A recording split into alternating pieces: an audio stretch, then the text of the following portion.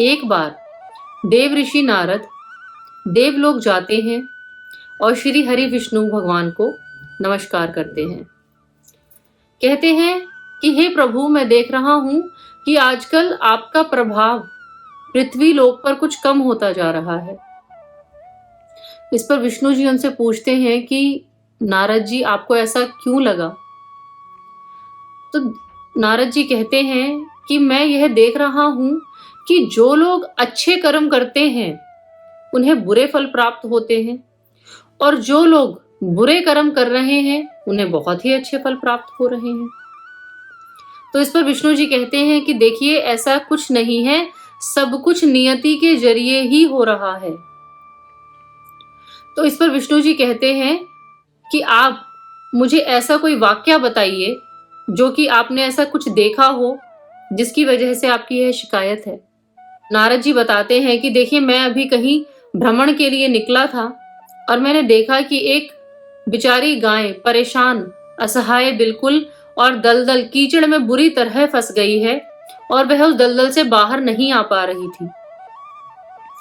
और मैं तभी देखता हूं कि दूसरी तरफ से एक चोर चोरी किया हुआ सामान लेता हुआ बहुत ही तेज गति से भागता हुआ गाय की बिना मदद करे और उस गाय के ऊपर पैर रखता हुआ उस दलदल से बचता हुआ वह आगे छलांग लगा देता है।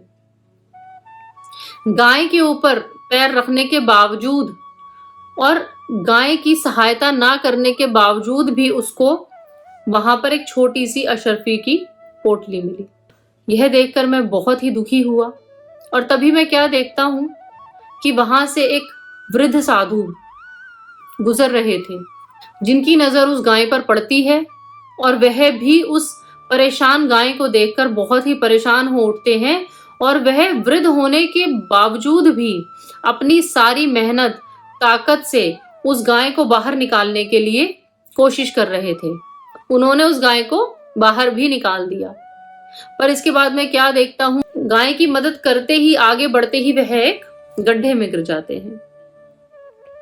तो इस पर विष्णु जी कहते हैं कि हे नारद जी, यह जो भी हुआ यह सही हुआ, क्योंकि देखिए, जिस चोर ने गाय माता पर पैर रखकर उन्हें उनकी मदद ना करके उनके ऊपर से छलांग लगा के आगे जाके जिसे जो वह पोटली मिली, आज उसकी किस्मत में एक बहुत ही बड़ा खजाना, राजपाट लिखा हुआ था।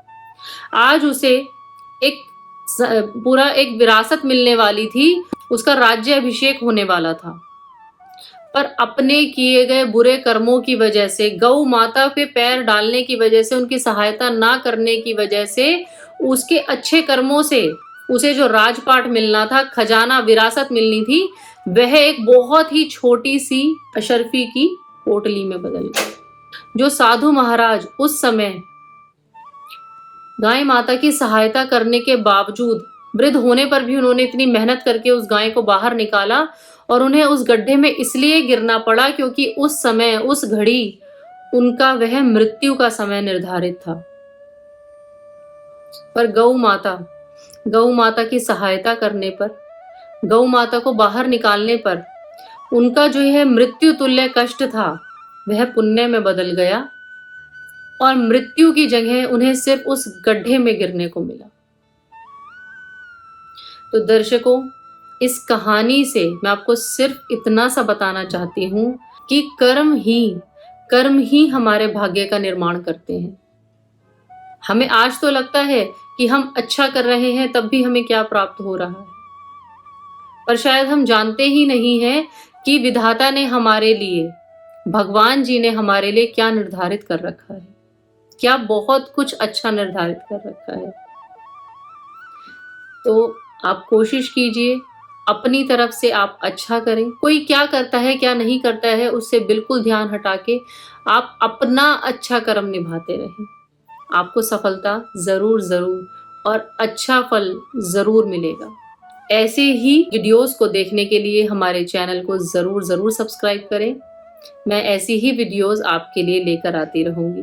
तब तक के लिए धन्यवाद।